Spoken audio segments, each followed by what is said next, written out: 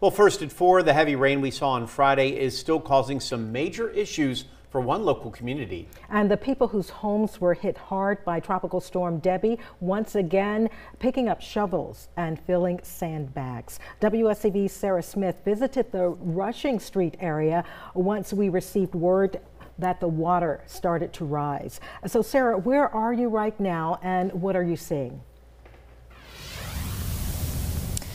Well, Tina and Andrew, I'm on Rushing Street here in Richmond Hill, and conditions certainly aren't as bad as they were following Tropical Storm Debbie, but many of these homeowners are still worried as they watch this water rise. Now, I'm standing here on the curb here on Rushing Street, but I'm going to take a step off just to show you how deep it is right now. I do have rain boots on. We want to make sure that if you are walking through this water, you have protective footwear on, but you can see it's covering my ankle right now, and that's certainly a little bit higher than it was when we first came out here about an hour ago. It's certainly going longer and longer down the street, and earlier someone drove by and we did see some of that water pop up underneath this drainage system, so certainly rising, and our Storm Team 3 meteorologist will give us a little bit more information on those levels. But I'll let you take a look at some of these houses here. We did talk to someone who is repairing one of these homes, and she said that the owner is very worried. There's also a retention pond behind these homes, and the water back there is slowly rising as well.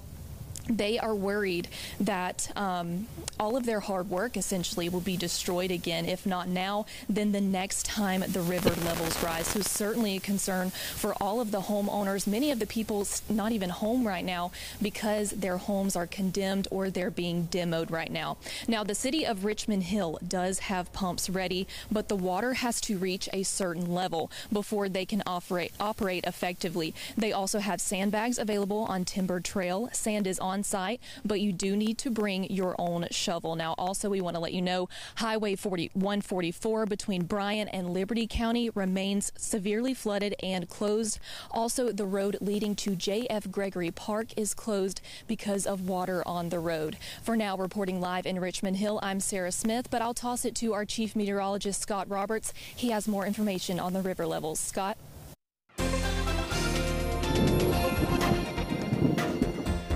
Yeah, due to the heavy rain that we had last Thursday, where many inland areas received over 8 inches of rain, we have numerous river flood warnings in place around the region, including the Savannah River, the Ogeechee, the Canoochee, the Ohoopee, and the Altamaha rivers. But our main concern right now is chiefly along the Ogeechee River, where those levels continue to rise. As far as the main levels around the region, most of the rivers are starting to drop off. Just a small rise expected for the Altamaha River, but notice the Ogeechee River for Eden. That is forecast for Wednesday to reach 14.5 feet, which is, of course, above moderate flood stage of 14 feet. Now, in Richmond Hill itself, we are seeing those levels increase a little bit. Normally, we see between high and low tides, around high tide, a level of 4 feet at Richmond Hill, and this tide gauge is right around US 17, that bridge, and because of the increased volume coming downstream, and of course, tides are running a little bit higher because we are headed toward the full moon. We have seen an increase, now running around just over 6 feet. This is definitely lower than what we had back with Debbie, where the record height at Richmond Hill for the Ogeechee River was 10.2 feet. At this point, we don't anticipate it to rise quite as dramatically as what we had for Debbie, but any increase in this a little bit more, we will see more of those neighborhoods get inundated with some water, and it doesn't take much water for a flood to be devastating, so definitely take precautions if you can with the recommendations with filling those sandbags and staying out of that flooded water. It will take a few days for the water levels to go back down. With the high tides running higher, it's going to take longer for those levels certainly, but it is something that we're going to be watching pretty carefully in and around the region.